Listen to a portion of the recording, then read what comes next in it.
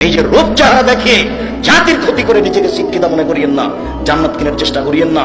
মহিলা মানুষ ঘরে থাকেন, লুকিয়ে থাকেন, দাম বাড়বে, মান সম্মান আল্লাহ বাড়াবে। আর আপনি কাপুরুষ, যার কারণে আপনার স্ত্রী মাঠে নেমেছে, আল্লাহকে ডাকুন। রাসূল সাল্লাল্লাহু আলাইহি সাল্লাম বললেন, সকালে ডাকো, বিকালে ডাকো, রাতের অন্ধকারে ডাকো। আবু হুরায়রা রাদিয়াল্লাহু তাআলা আনহু বলেন, রাসূল সাল্লাল্লাহু আলাইহি সাল্লাম বলেছেন, এনজুর রাব্বুনা তাআলা ইলা সামাই দুনিয়া হিনা রাসূলুল্লাহ ইলা আখিরা। পৃথিবীর মানুষ মনে রেখো, রাতের 3 ভাগের 2 ভাগ পার হয়ে গেলে আল্লাহ তাআলা সপ্তম আকাশ থেকে প্রথম আকাশে নেমে আসেন। অনুমান ধরা যেতে পারে রাত 1টার পরে, 2টার পরে, 2:30, 3টার পরে আল্লাহ নেমে এসে বলেন, মায়াদুনি ফাস্তাজিবালাহু, কে আমাকে ডাকে আমি তার ডাকে সাড়া দিব। মায়াসরনি ফাউতিহু, কে আমার কাছে কিছু চাই, যে যা চাই আমি তাকে তাই দিয়ে দিব। মায়াস্তাগফিরুনি ফাগফিরলাহু, কে আমার কাছে ক্ষমা ভিক্ষা চাই আমি তাকে ক্ষমা করে দিব। কে কি চাই প্রতিক্ষমান আল্লাহ। রাতের 3 ভাগের 2 ভাগ পার হওয়ার পরে আনাস রাদিয়াল্লাহু তাআলা আনহু বলেন, রাসূল সাল্লাল্লাহু আলাইহি সাল্লাম বলেছেন, আল্লাহ তাআলা বলেন, মানে হাদিসে কুদসি, আনাস রাদিয়াল্লাহু তাআলা আনহু বলেন, রাসূল সাল্লাল্লাহু আলাইহি সাল্লাম বলেছেন, আল্লাহ তাআলা বলেন, মানে হাদিসে কুদসি, আল্লাহ তাআলা বলেন, ইবনে আদম, আদমের ছেলে মেয়ে শোনো, মাতাউতানি ওয়া রাদাউতানি, তুমি যেভাবে ডাকো আমি সেভাবে থাকি। আদমের ছেলে মেয়ে শোনো, তুমি যেভাবে ডাকো আমি সেভাবে থাকি। তুমি যেভাবে আশা পোষণ করো আমি সেভাবে পূর্ণ করে থাকি। তুমি যেভাবে আশা পোষণ করো সেভাবে আমি পূর্ণ করে থাকি। গাফারতু লাকা আলা মা কানা মিনকা ওয়ালা উবালি, আমি তোমাকে ক্ষমা করে দিলাম, আমি পরোয়া করি না তুমি কত বড় পাপী, আমি পরোয়া করি না তুমি কত বড় পাপী, আমি পরোয়া করি না তুমি কত বড় পাপী। তুমি যেভাবে ডাকো আমি সেভাবে থাকি। তুমি যেভাবে আশা পোষণ করো আমি সেভাবে পূর্ণ করে থাকি।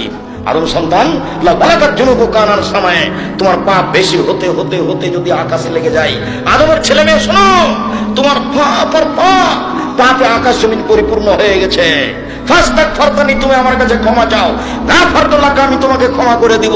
ওয়ালা উবালি, আমি পরোয়া করি না তুমি কত বড় পাপী, আমি পরোয়া করি না তুমি কত বড় পাপী, আমি পরোয়া করি না তুমি কত বড় পাপী। তুমি যেভাবে ডাকো আমি সেভাবে থাকি। তুমি যেভাবে আশা পোষণ করো আমি সেভাবে পূর্ণ করে থাকি।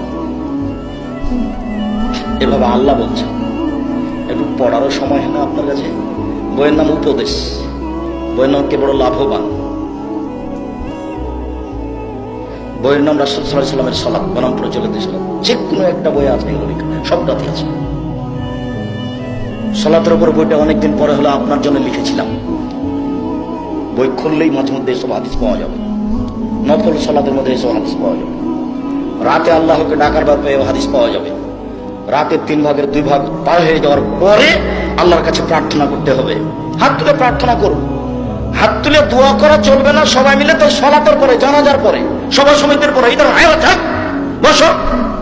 তুমি আমার চেয়ে ক্লান্ত হয়ে গেছো বাচ্চা ছেলে। আমি তো খুলনা বাগেরহাট থেকে এসেছি, এসে ক্লাস করেছি সম্পূর্ণ। ক্লাসের পরে গোসল করে সালাত আদায় করে আমি একটু জরুরি কাজে শহরে গেছি। শহর থেকে ঘুরে এসে আমি আপনার এখানে আসছি, এসে কথা বলছি। তা আপনি বেশি ক্লান্ত? কি আপনি আমাকে প্রয়োজন দেখাতে চাচ্ছেন? দোকানে বসে একটু চা খেতে হবে সেই জন্য? আপনি চা খেয়েছেন, আজকে এটা অপরাধ। আজকে আপনাকে চা খেতে হবে কেন? আজকে মিষ্টি কিনতে হবে কেন? আজকে জিলাপি কিনতে হবে কেন? এটা খারাপ স্বভাব।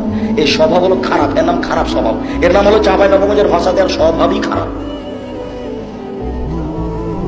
কেন এটা প্রয়োজন? কেন প্রয়োজন? এরই নাম হচ্ছে মন মতো চলা। আজকে মিষ্টি নিতে হবে কেন? আজকে জিলাপি কিনতে হবে কেন? আজকে দোকানে বসে আড্ডা ফিরতে হবে কেন? 4টা জিনিস মনে রাখিয়েন। 1, 5 ওয়াক্ত সালাত। 2, হালাল রুজি। 3, কোরআন তেলাওয়াত। কোরআন তেলাওয়াতের পরে নিচে নামতে নামতে কত দূর গেছি? সূরা ইখলাস।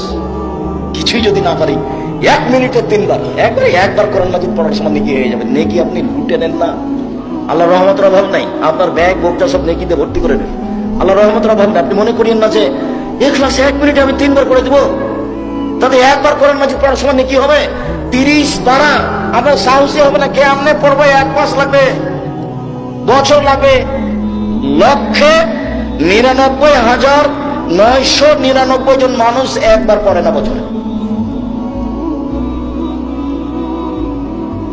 এই জিনিসটা হয়ে যাবে 1 মিনিটে। সেটা নাম কি? সূরা ইখলাস। কই আপনার আজকে পড়েননি? দুই একজন তো থাকতেই পারে, এতগুলো মানুষ আর মনেই নেই। খাচ্ছে আর ছেলে মেয়ের সাথে ঘোরাঘুরি করছে, বইয়ের সাথে আর ঘুরে বেড়াচ্ছে। আর দাঙ্গামা হাঙ্গামা, ব্যবসা বাণিজ্য, কাকে মারছে, কাকে ঘোরাচ্ছে, কাকে গালি দিচ্ছে, এইভাবে চলছে। নরমতা বলে কোনো জিনিস নাই। কেউ যখন একটু খেপে উঠছে তখন ও তার চেয়ে 10 গুণ খেপছে। সবসময় রাগ দিয়ে কাজ নিচ্ছে, ক্ষমতা দিয়ে কাজ নিচ্ছে। অথচ রাগ দিয়ে ক্ষমতা দিয়ে কাজ নিলে দুটাই ভুল, ওটা ক্ষতি হবে। নাহলে পাপী হয়ে যাবেন, পরকাল হারাবে, পরিবেশ নষ্ট হবে। সম্মানিত দিনী ভাই বোন, আরো দু একটা এখানে জরুরি কথা।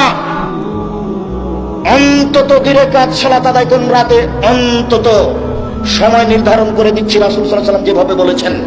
আয়েশা রাদিয়াল্লাহু তাআলা আনহা বলেন, কারণ নবী সাল্লাল্লাহু আলাইহি ওয়াসাল্লাম ইসাল্লি মিনাল লাইলি আন ইয়াফরাগা মিন সালাতিল ইশায়ে ইলাল ফজরে 11 রাকাত। আল্লাহর নবী এশার সালাতের পর থেকে নিয়ে ফজরের সালাত পর্যন্ত সময়ে 11 রাকাত সালাত আদায় করতেন। ইসাল্লিমু ফি কুল্লি রাকাতাইনে, প্রত্যেক 2 রাকাতে সালাম ফিরতেন। ওয়া ইউতিরু বিওয়াহিদাতিন, মাত্র 1 রাকাত বিতর পড়তেন। তবে অন্য হাদিসে এসেছে 3 রাকাত বিতর পড়তেন। তবে অন্য হাদিসে এসেছে 13 রাকাত সালাত আদায় করতেন, তখন 5 রাকাত বিতর।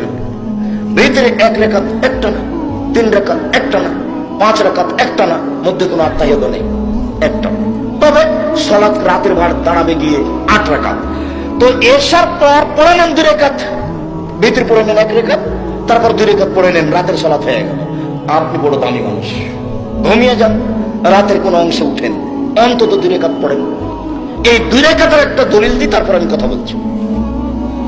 আবু হুরায়রা রাদিয়াল্লাহু তাআলা আনহু বলেন, রাসূল সাল্লাল্লাহু আলাইহি ওয়াসাল্লাম বলেছেন, ইজাস্তাইকাজা আহাদুকুম, যখন তোমাদের কোন ব্যক্তি রাতে জাগবে, স্ত্রীকে জাগাবে, সাল্লা রাকাতের জামিয়ান, 2 রাকাত সালাত আদায় করবে 2 জন মিলে, নইলে একাই 2 রাকাত সালাত আদায় করবে।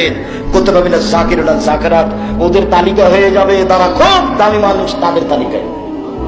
পৃথিবীতে যারা নবী, রাসূল, শুহাদা, সিদ্দিক, ওদের একটা তালিকা আছে, বিশাল তালিকা। রাতে কেউ যদি 2 রাকাত সালাত আদায় করতে